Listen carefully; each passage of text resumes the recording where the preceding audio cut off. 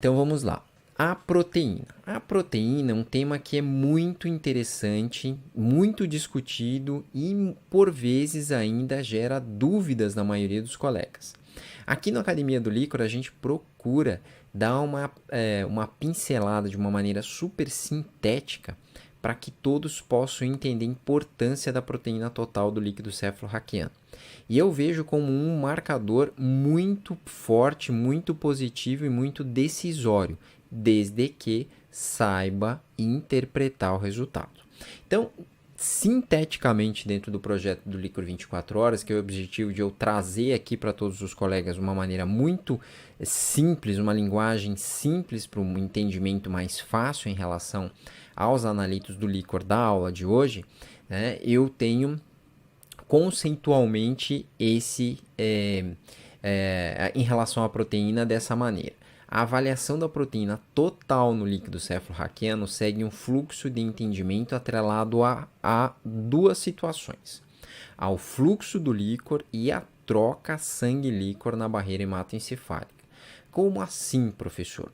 Vejam, o líquor ele tem uma velocidade de fluxo constante.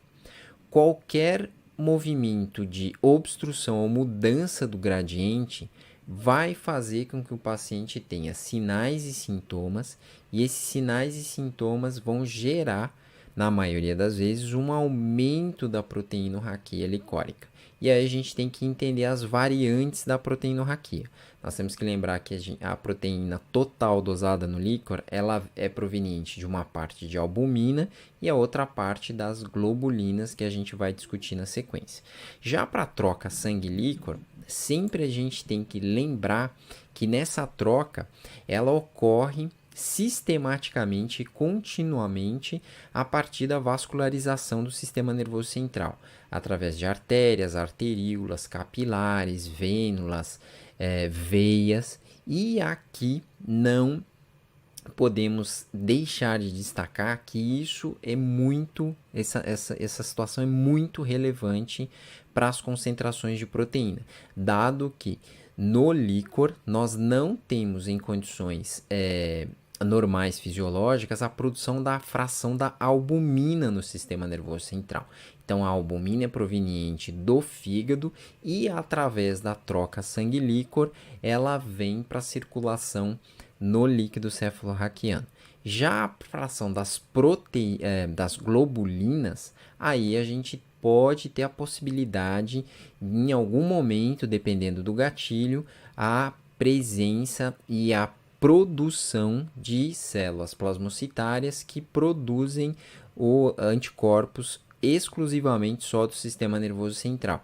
E aqui entra uma variante muito importante para o entendimento e não pode nunca um licorologista esquecer, que é a avaliação dos Heibergramas, onde nós temos as inovações e modernidades em relação à sensibilidade e especificidade, já que se você for apenas tentar traduzir esses valores com cálculos lineares de imunoglobulina, boa parte dos pacientes vocês vão passar em branco, já que os Heibergramas demonstraram uma evolução muito grande. É a gente comparar a água para o vinho em relação a um cálculo simples de índice de GG para os Heibergramas, tá bom? E esse desenho ilustra muito bem isso. Então, a vascularização cerebral, ela é muito importante na composição dos analitos do líquor. Ah, professor, quer dizer então que há uma troca sangue-líquor e aparece, né, que a gente dosa no líquor, alguns analitos são provenientes exclusivamente do sangue? Sim, assim como nós temos alguns analitos exclusivamente do sistema nervoso central. É o caso, por exemplo, da proteína beta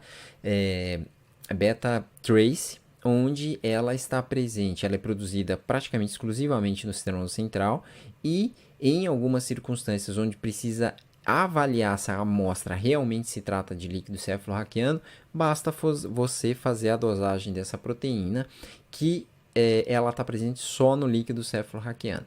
Então vejam que essas correlações elas são importantes. Outro ponto da vascularização que a gente não pode deixar passar em branco é que as concentrações do líquor dos analíticos que a gente vai discutir hoje, eles são bem diferentes, já que o líquido cefalorraquiano, essas concentrações são bem inferiores ao que vocês estão acostumados a dosar no sangue periférico, tá bom? Então, esse é o recado em relação à troca. Outro ponto que eu relembro aqui, a gente já falou, é que aqui é um corte de ressonância magnética, onde a gente está vendo nitidamente a irrigação, vamos dizer assim, do sistema nervoso central pelo líquido cefalorraquiano, e no momento em que há um processo de lesão, há um processo inflamatório, infeccioso, uma infiltração metastática, ou até mesmo uma disfunção anatômica, vai fazer com que o líquor tenha uma dificuldade circulatória. E nesse momento da dificuldade circulatória, a chance de aumentar a proteína é muito grande. Então, sempre atentos ao aumento da proteína. Ela não ocorre em condições a não ser patológicas. Puxa, professor, então quer dizer que se eu analisar um líquor, ele estiver totalmente normal, mas a proteína aumentada indica alguma coisa? Com certeza. Essa investigação ela deve continuar sempre na correlação aqui que a gente indica e ensina na Academia do Líquor, né? Que é a correlacionar os exames de imagem, a parte clínico-laboratorial e as aplicações dos Heibergramas. Por isso que esse slide aqui eu chamo a atenção para que vocês não esqueçam desses detalhes. Já para a sequência, né, voltando um pouquinho em relação à origem das proteínas, então nós temos um fracionamento das proteínas totais dosadas no líquor a partir da albumina e das globulinas. Reforçando que a proteína total que você dosa no sangue periférico, ela está em gramas por decilitro. E no líquido cefalorraquiano nós teremos miligramas por decilitro. Não esqueçam disso, pessoal. Isso é muito importante, já que os kits laboratoriais são diferentes. Então, você que está pela primeira vez nos vendo, nos ouvindo, aqui no canal, prestem atenção nesses detalhes. Ah, professor, aqui no laboratório eu doso o líquor com o mesmo kit da proteína da urina. Exatamente. Muitos fabricantes produzem para ambas as matrizes biológicas. Então, atenção na bula em relação a isso. Ah, professor, eu posso pegar o kit que eu doso a proteína do sangue e adaptar pro líquido cefalorraquiano? Aí você tem que ver a linearidade do seu equipamento. Mas a grande maioria deles não será possível porque, veja, né, os valores normais no líquido cefalorraquiano numa punção lombar são muito diferentes dos valores normais de um paciente adulto quando dosados no sangue periférico, muito inferiores. Às vezes o equipamento não tem linearidade suficiente para fazer essa conversão para vocês, tá? Então, atenção nisso. Existem kits especiais de dosagem de proteínas para o líquido cefalorraquiano, tá bom? Assim como as frações, né? Que pode ser a albumina e a globulina dosadas separadamente. Ah, professor, e a eletroforese de proteína? A eletroforese de proteína é um ótimo fracionador. A partir dali a gente consegue entender, né, o aumento das proteínas inflamatórias ou das imunoglobulinas, que são os anticorpos. E existem exames que dão sequência a gente entender isso, tá bom? Já para a glicorraquia, a minha dica é, nós recebemos vários feedbacks em relação a outras aulas e até mesmo os formulários que vocês preenchem nos nossos intensivos. E aqui eu estou trazendo uma dúvida de uma colega que me encaminhou porque ela leu em algum artigo a relação da glicemia com a glicorraquia atrelada ao jejum ou uma dieta, já que nos consumos prandiais ou num pós-café da manhã, ou um pós-almoço, ou um pós-janta, há um comportamento diferente. E nesse artigo, pelo que eu entendi, estava correlacionando que a glicorraquia era muito próximo da glicemia. Veja, pessoal, nós temos duas situações aqui, eu vou mostrar com outros dois artigos na qual a gente se embasa muito e dentro também da nossa experiência em licorologia nos últimos 20 anos. A glicorraquia ela é influenciada pela glicemia e o seu consumo está ligado à resposta celular e à concentração responsiva. responsiva. Aqui tá errado, pessoal, é responsiva. Ah, professor, me recapitula aí o que é concentração responsiva. Vejam que nós temos invasões de agentes nocivos no sistema nervoso central. Então, quando há uma multiplicação suficiente para que o nosso sistema imunológico detecte isso, eu chamo de concentração responsiva. A partir daí a gente vai ter uma série de gatilhos para os sinais e sintomas e também o nosso sistema imunológico nas várias frentes de resposta, principalmente na resposta celular. A resposta celular, ela leva um bom consumo junto com os agentes nocivos da glicorraquia circulante, assim como o oxigênio. Então, uma competição generalizada. E a gente tem infecções que têm uma concentração responsiva mais explosiva e outras menos, conforme cada gatilho infeccioso ou neoplásico. Então, atenção a esses detalhes. Já respondendo à dúvida da colega, da doutora que nos encaminhou, eu trago aqui para vocês um artigo publicado em 2016, onde eles fizeram comparativos justamente nessa linha, tá? Onde dosaram a glicose no líquor e a glicose no sangue, incluindo cada traço desse é um pós-prandial, ou seja, uma carga de alimentação para os pacientes participantes do grupo de pesquisa. E aí a gente percebeu que o seguinte, em alguns momentos há uma pequena discrepância em relação à margem de mudança de 2/3 da glicorraquia para a glicemia.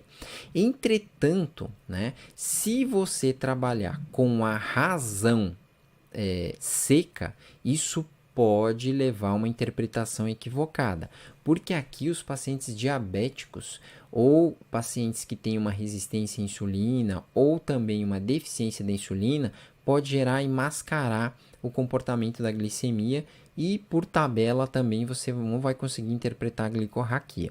Aí eu chamo a atenção para o seguinte, né? Outro artigo publicado em 2012, onde pegou praticamente 20 mil crianças de pacientes até 18 anos que fizeram a punção licórica lombar para uma comparação de glicose no sangue e no líquor. E aqui ficou muito bem estabelecido quando a gente utiliza a relação glicorraquia, glicemia e interpreta a partir dela o consumo da glicose, é que praticamente a gente define na grande maioria dos casos a verdadeira interpretação da glicorraquia. Tá bom? Então, o jejum, a alimentação, um paciente diabético, praticamente ela não interfere na interpretação da glicorraquia se você usar a relação em miligramas por decilitro, lembrando que o mesmo kit que dosa a glicose no sangue pode dosar no líquor, então a unidade é a mesma. Porém, para você fazer essa relação, você tem que utilizar a divisão entre glicorraquia e glicemia e aí ficar dentro do range de normalidade para essa relação. Então, quando o paciente tem uma relação reduzida, é realmente muito próximo da realidade o consumo da glicorraquia, e aí são várias as causas que a gente já comentou aqui nessa aula. Já para o lactato, pessoal, o lactato nós temos que reforçar, e a gente já comentou aqui, o comportamento do ácido lático no líquor, ele é independente do sangue. Por quê? Porque o seu aumento está relacionado à produção a partir da glicose anaeróbica e a dosagem é realizada em miligramas por decilitro. Então é essa atenção especial em relação a isso. Tá? Nesse terceiro analito, nós temos que ter aqui como uma anotação para a interpretação do líquor.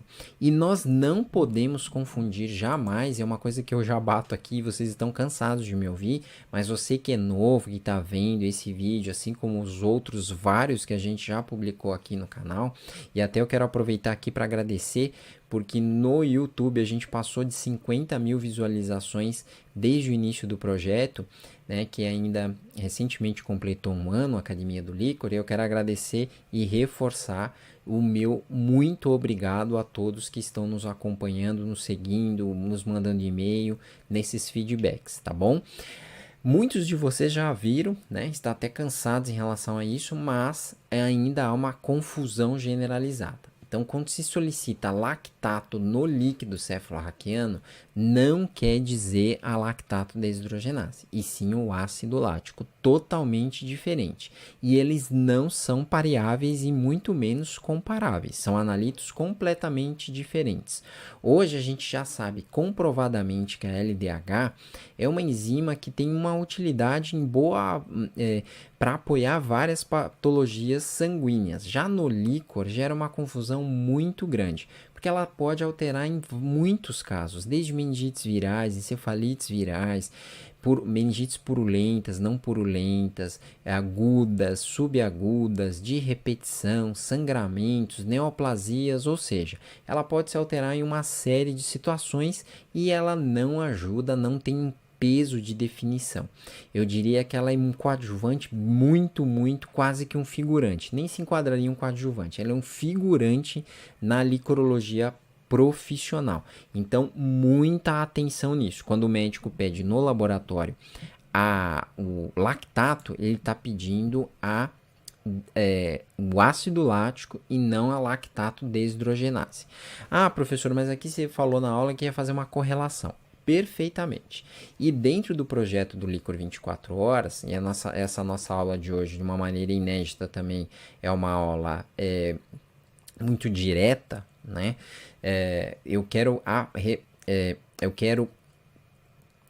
reforçar com vocês, né, que o projeto Líquor 24 horas eu trazer de uma maneira direta e sintética. Então, estou trazendo de uma maneira bem abrangente essas correlações aqui, tá? Quem quiser se aprofundar mais, veja mais nossos vídeos no canal e nos acompanhe ou mande e-mails, que a gente continuamente está publicando conteúdos relevantes.